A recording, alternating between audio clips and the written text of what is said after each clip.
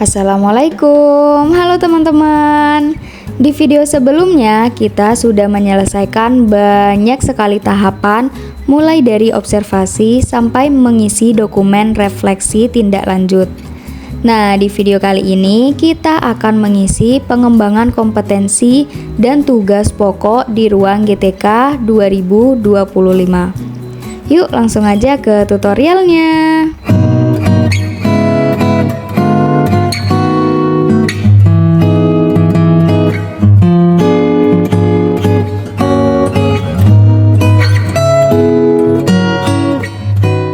Untuk masuk ke pengelolaan kinerja, kita akses dulu platform Ruang GTK di Google Chrome. Atau teman-teman juga bisa menggunakan handphone dan mengaksesnya melalui aplikasi Ruang GTK. Pilih periode Januari sampai Desember 2025. Selanjutnya, masuk sebagai pegawai. Nah, saat ini atasan sedang melanjutkan tahap pengiriman data penilaian kinerja ke Dinas Pendidikan. Di bagian praktik kinerja ini punyaku udah 100%. Kalau punya teman-teman masih di bawah 100%, teman-teman juga bisa lihat video tutorialnya di videoku sebelum-sebelumnya. Nah, untuk linknya aku cantumkan di kolom komentar ya. Jadi jangan sampai ketinggalan. Yuk cepetan diselesaikan sampai 100%. Kita kerjakan dulu yang pengembangan kompetensi. Kalau pengembangan kompetensi yang sekarang itu sederhana sekali ya teman-teman. Kita hanya perlu mengisi dokumen refleksi saja.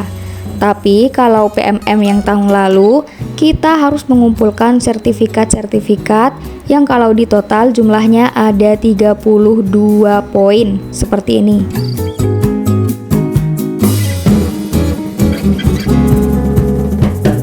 Nah, sekarang kita lebih dipermudah lagi, hanya mengisi 2 kolom saja bisa langsung kita kirim ke atasan.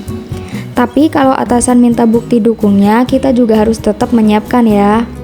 Di sini juga akan ditampilkan indikator pilihan yang sudah kita pilih sebelumnya. Kalau aku memilih guru melakukan kegiatan pengembangan kompetensi berdasarkan indikator pembelajaran efektif yang berpusat pada peserta didik. Oke, kita langsung isi saja refleksinya. Oh iya, pengisian ini tidak dapat diubah lagi ya kalau sudah dikirim ke atasan. Jadi pastikan sebelum dikirim, teman-teman cek dulu isinya. Atau untuk sementara bisa disimpan draft. Kalau sudah yakin, bisa langsung kirim ke atasan. Sebelum mengisi, perhatikan juga ya batas huruf maksimal yaitu 1000 huruf. Oke, yang pertama, apa inspirasi menarik yang Anda peroleh dari kegiatan? Ketik maksimal 3 inspirasi. Jadi maksimalnya 3 inspirasi. Kalau teman-teman hanya mengisikan satu saja, itu boleh-boleh aja.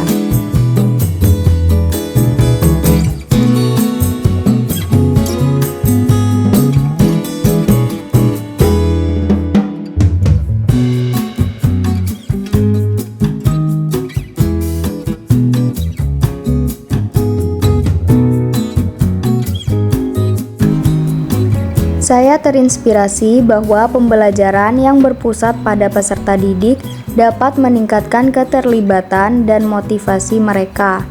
Dengan memberikan ruang untuk berpendapat dan berperan aktif, peserta didik menjadi lebih mandiri dan reflektif dalam proses belajar. Kemudian, yang kedua, bagaimana Anda menerapkan inspirasi tersebut untuk kemajuan penguasaan kompetensi?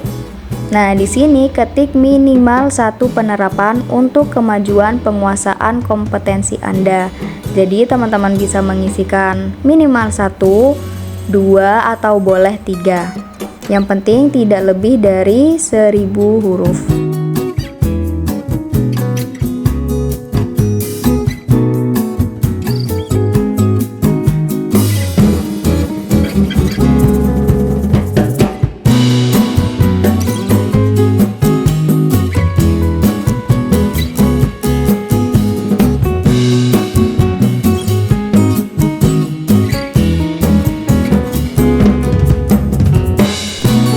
saya mulai menerapkan strategi pembelajaran yang memberi lebih banyak kesempatan kepada peserta didik untuk berdiskusi, menyampaikan pendapat, dan melakukan refleksi mandiri.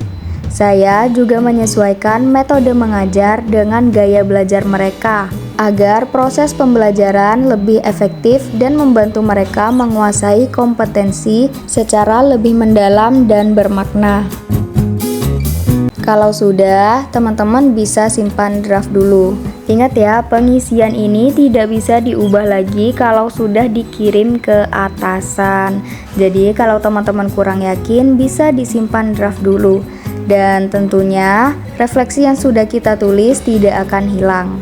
Tapi kalau teman-teman sudah yakin, bisa langsung kirim ke atasan.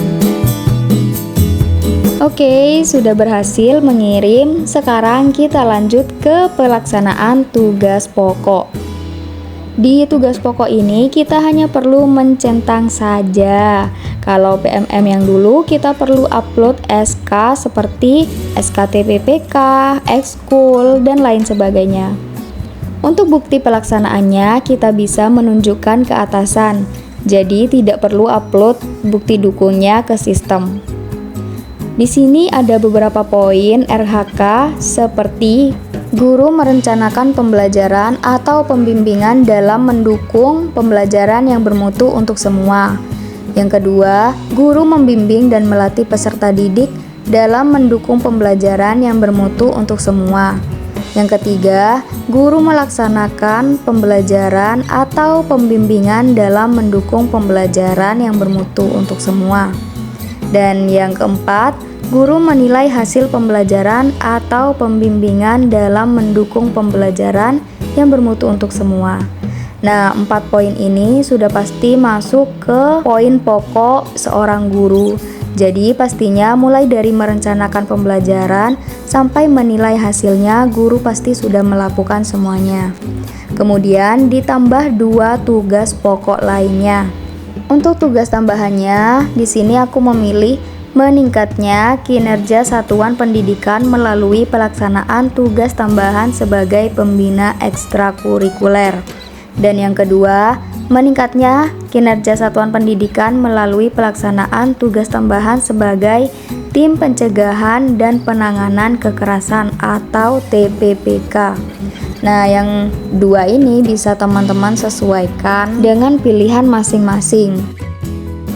Selanjutnya, kita tinggal centang saja kotak kecil ini, karena tentunya kita sudah melaksanakan semua tugas pokok yang sudah disebutkan di atas sini.